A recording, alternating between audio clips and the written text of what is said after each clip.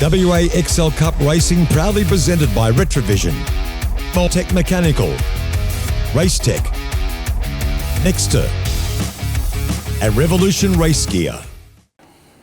Okay, folks, here we are back with the XL Cup about to come and join us. 15 minutes will be the journey for this particular race. 15 minutes plus one lap.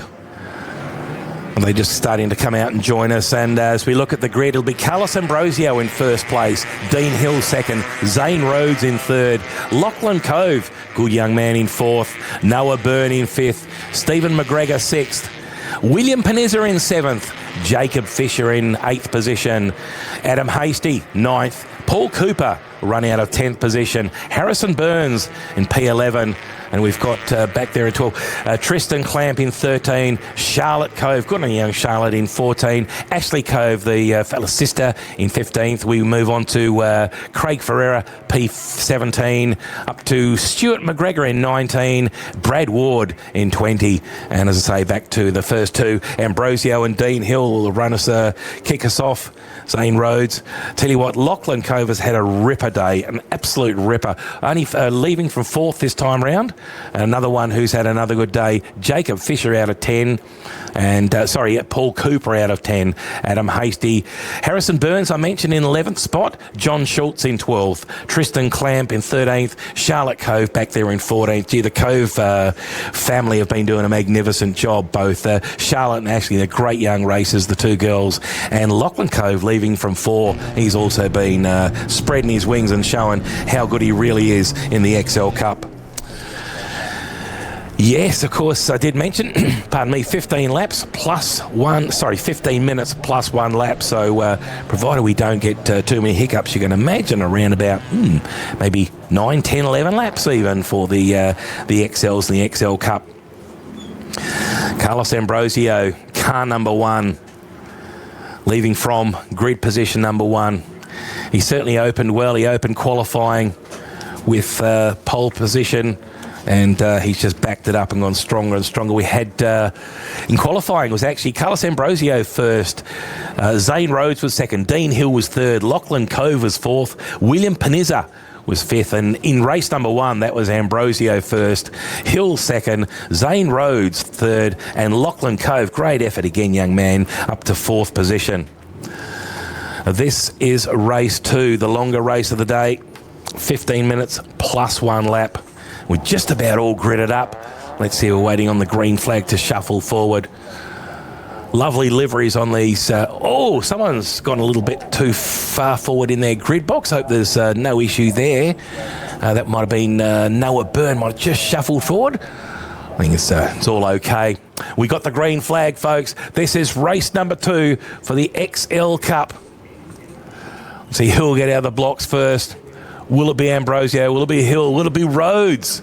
Or will it be Lachlan Cove? In actual fact, it looks like it'll be Dean Hill. He's got the better of the start, and he'll lead into turn number 1, getting in front of Carlos Ambrosio. That's going to give Carlos plenty of work to do.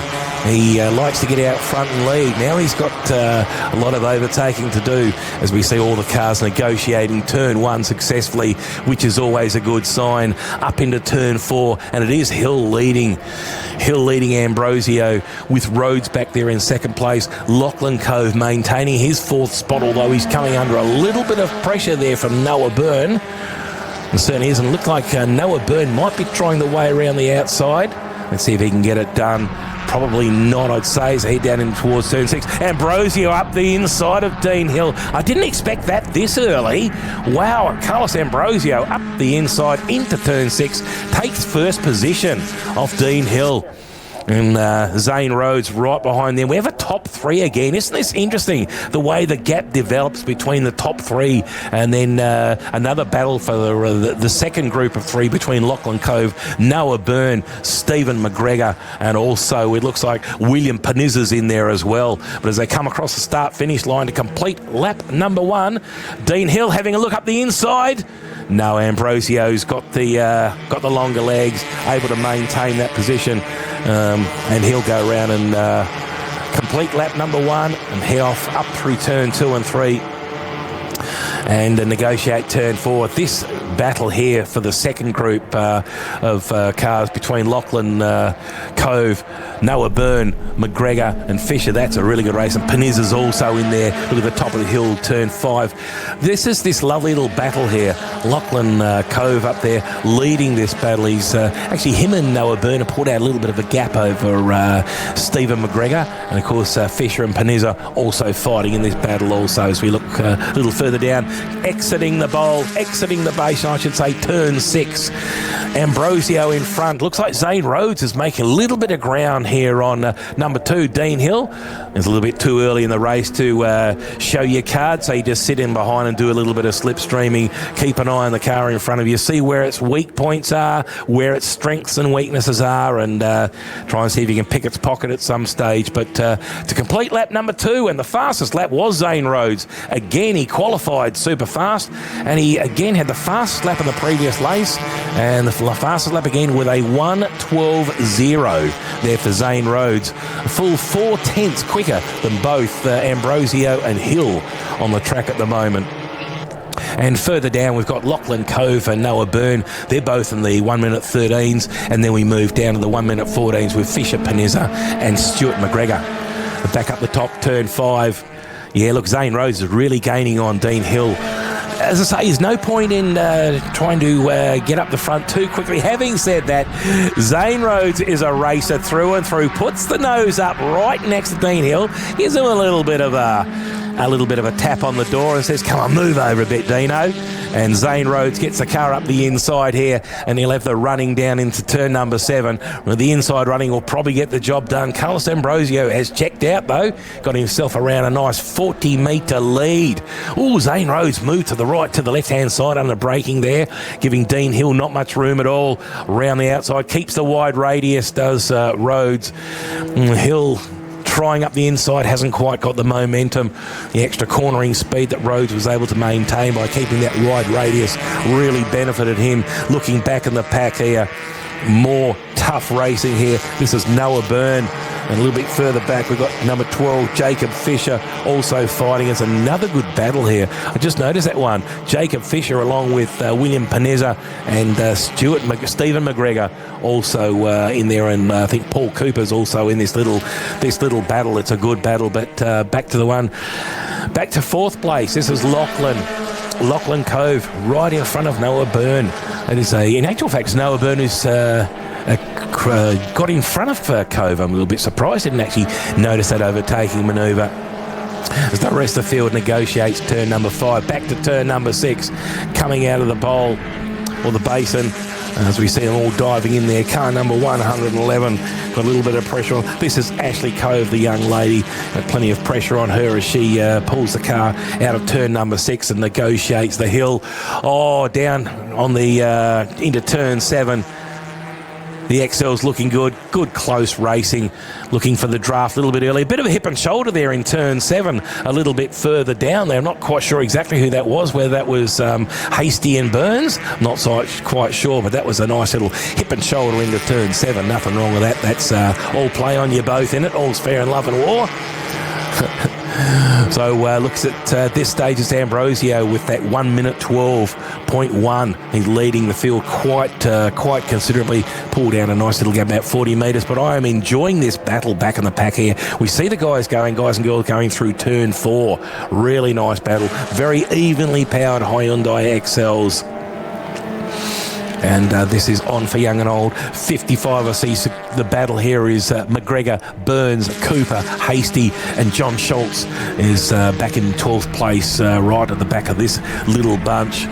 There's a 55, Paul Cooper. I think he started on 10th place in the grid, so he's been able to maintain his 10th place. Ultratune on board. And he's got his work cut out. He's got young Harrison Burns in front of him. Harrison Burns, certainly good pedigree. He's a darn good racer and plenty of potential in the XL Cup. Comes from a good pedigree of races, does young Harrison Burns. And who's this diving up the inside? This will be young Lachlan. Young Lachlan Cove up the inside of Noah Byrne. He might have got that done into turn 1. I'll keep an eye on that one out the back door. As we see the rest of the field negotiating turn 4. Yep, that is indeed a good battle here between Burns, Hasty, Cooper and Schultz. As we see on screen 55, this is Cooper with Schultz right behind him, Hasty in front of them as they work their way up to turn 4. They've completed 5 laps. We have 5 minutes to go of the 15-lap journey. 15 minutes, I should say, plus 1 lap. And we see car 13 on screen now plunging down in towards turn 7, and that is young Clamp. And he's got Ferreira behind him, with Charlotte Cove behind them also. Stuart McGregor, Ashley Cove also racing. She's in 17. We've got Hewitt, Brett Ward, and Kay Ward back down there in 20th. Back to the front, coming into turn number 1, Carlos Ambrosio. Look who's in second place, Zane Rhodes. Oh, very nice. Has taken over Dean Hill. Rosie been planning that for a while. He held back for quite a while and has now got the job done, and will now put the sights on Carlos Ambrosio and go chase him. And Ambrosio really has pulled out 70, 80 metres over second and third. He's put his head down, his backside up, and just gone hard. Still is the fastest lap to Zane Rhodes, although running second, still has the fastest lap with a 1:12.0. Carlos Ambrosio with the 1:12.1, and Dean Hill 0.3 of a second off the pace back there in third place with a 1:12.4. All eyes on Ambrosio as he negotiates turn 6 back up the long hill here at CARCO Raceway, and now plummets down the hill, grabs another gear. He'll break it around, I suppose, the 75 to 50 metre mark. There he is, heavy on the brakes, the XL Cup, rotates turn 7 and comes back down to complete lap number 7 here of the 15-minute journey. Rhodes in second place, Hill in third. Can't quite get close enough to get a slipstream on Zane Rhodes. Love the overtaking move by Zane Rhodes, and that has been the difference there. And Dean Hill not quite able to keep the pace. Still a long journey here. Ambrosio's pulled out about 80 metres over the rest. As we look at Lachlan Cove, he's got his hands full here. Look in fourth place here. Look at Lachlan Cove, car number 36. Who's he fighting with? He's fighting with Fisher, Panizza, Byrne, and McGregor's not far away either. Oh, Lachlan Cove, you will sleep well tonight. I reckon he'd have his eyes in front of him, his eyes in the rear vision mirror, absolutely everywhere. Trying the under over, and this would be Byrne trying the under over on Lachlan Cove. Cove doesn't go across the block. I thought he might have gone across the block. He knows his strengths, and he just maintained good corner speed, good mid-corner speed there by Lachlan Cove. Really is a good steerer. Knows how to get this number 36 Hyundai XL Cup car around the track, and might have been Fisher's actually dropped a spot. I think Panizza might be able to work his way around down the inside. Yeah, so Panizza up the inside of Fisher. Oh, another change there. So that's a change for 5th and 6th. But yeah, still Lachlan Cove still got plenty of pressure on him. I guess with both Panizza and Fisher fighting each other, probably Lachlan Cove out in front in 4th place in car number 36 can probably turn the rear vision mirror away and just focus on what's in front of you, because the boys behind you are having a scrap, and it might slow each other down. And the meantime, they go around turn 6. We've got 1.5 minutes to go in this 15-minute plus 1 lap race 2 for the XL Cup. Fast lap time is still Carlos. It's actually Zane Rose still got the fastest lap time with a 1:12.0. Carlos Ambrosio a 1:12.1. Here's the second fastest out there. Dean Hill trying to do something about Zane Rose. Can't get it done as they come into the main straight with just on 1 minute to go.